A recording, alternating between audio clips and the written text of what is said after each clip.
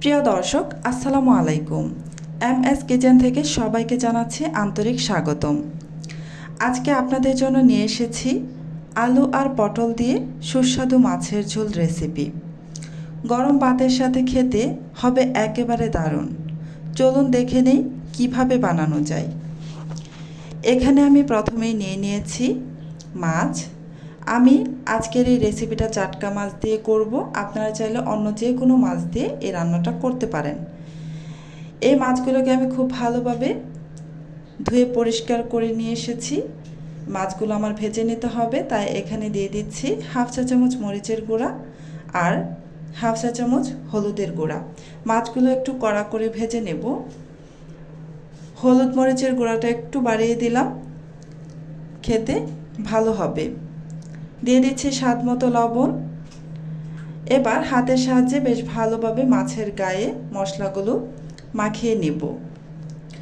খুব ভালোভাবে মশলাগুলো মাছের গায়ে লাগিয়ে নেবেন। দেখতেই পাচ্ছেন আমি খুব ভালোভাবে মশলা মাছের গায়ে লাগিয়ে নিচ্ছি। ভালোভাবে মশলাগুলো মাখিয়ে নেওয়া হয়ে গেছে। এবার আমি চলে আসলাম চুলায় একটা কড়াই বসিয়ে বেশ ভালোভাবে কড়াইটাকে গরম করে তারপর এখানে আমি পর্যাপ্ত পরিমাণ সয়াবিন তেল দিয়ে দিলাম। তেলটা দেওয়ার পরও খুব ভালোভাবে গরম করে নিচ্ছি। এমনভাবে গরম করব যেন তেল থেকে ধোঁয়া বের হয়ে যায়। এভাবে যদি কড়াই প্লাস তেল ভালোভাবে গরম করে নেন তাহলে যে কোনো মাছ ভাজবেন যে কোনো কড়াইতে লেগে যাবে না। দেখতেই পাচ্ছেন হালকা ধোঁয়া বের হচ্ছে তেল থেকে, তার মানে পারফেক্টভাবে গরম হয়ে গিয়েছে। এবার আমি এখানে মাছগুলো দিয়ে দিব।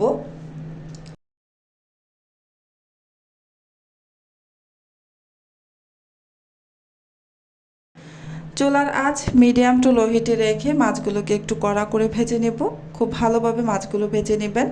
এই মাছে অনেক বেশি কাঁটা থাকে, যদি একটু মুচমুচে করে ভেজে নেন তাহলে খাওয়ার সময় কাঁটা লাগবে না। মাছের এক পাশ ভাজা হয়ে গেছে, তাই আমি উল্টে দিচ্ছি। আর দেখতেই পাচ্ছেন খুব সহজে উল্টানো যাচ্ছে, একদমই কড়াইয়ের সাথে লেগে যায়নি।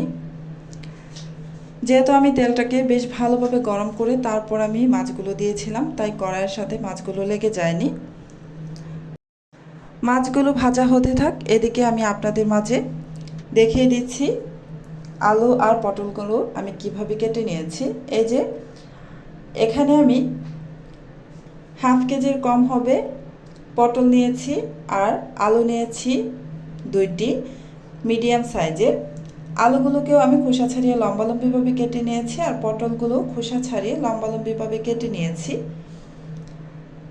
এই যে মাছগুলো ভাজা হয়ে গেছে, কড়া করেই ভেজে নিয়েছি, দেখতেই পাচ্ছেন। এবার আমি মাছগুলোকে উঠিয়ে নিচ্ছি।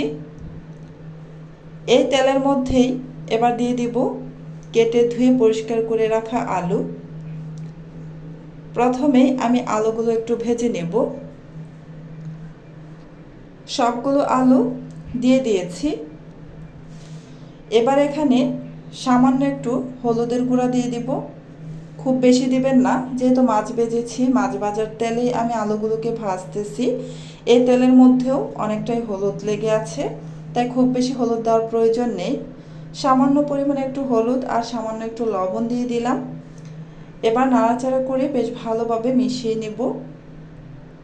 আলুগুলোকে প্রায় 50%-এর মতো সিদ্ধ হওয়া পর্যন্ত ভেজে নেব।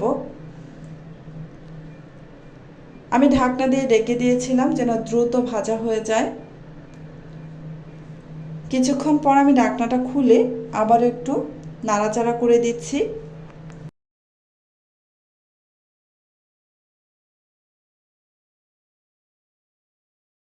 আলুগুলো ভাজা হয়ে গেছে, তাই আমি এখানে কেটে ধুয়ে পরিষ্কার করে রাখা পটলগুলো দিয়ে দিলাম। আলু উঠাইনি, আমি এর মধ্যেই পটলগুলো দিয়ে দিলাম। আপনারা চাইলে আলুগুলো উঠিয়ে নিয়ে তারপর পটলগুলো দিয়ে আলাদাভাবেও ভাজতে পারেন। আমি একসাথেই দিয়ে দিলাম। বেশ ভালোভাবে নাড়াচাড়া করে একটু ভেজে নেব আলু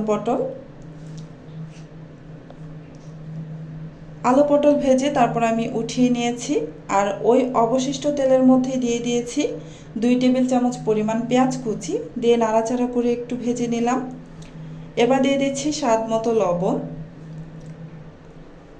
লবণটা দিয়েও আরও কিছুক্ষণ আমি ভেজে নেব।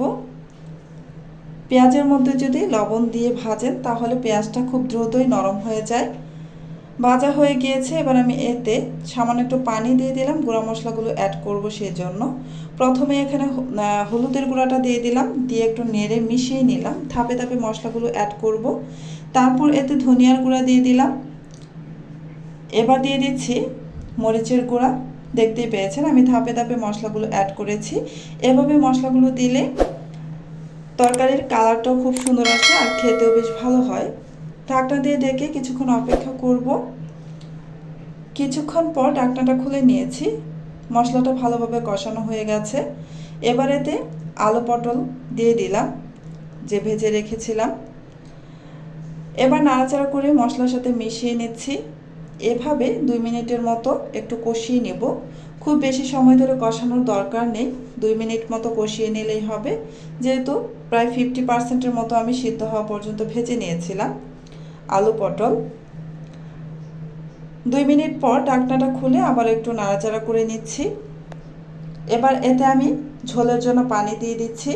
খুব বেশি ঝোল রাখবো না, আর আলু পটল তো ভাজার সময়ই প্রায় 50%-এরও বেশি সিদ্ধ হয়ে গিয়েছিল, তাই খুব বেশি ঝোল দেওয়ার প্রয়োজন পড়েনি।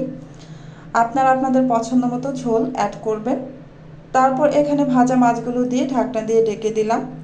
ফিরে আসছি কিছুক্ষণ পর। এই তো কিছুক্ষণ পর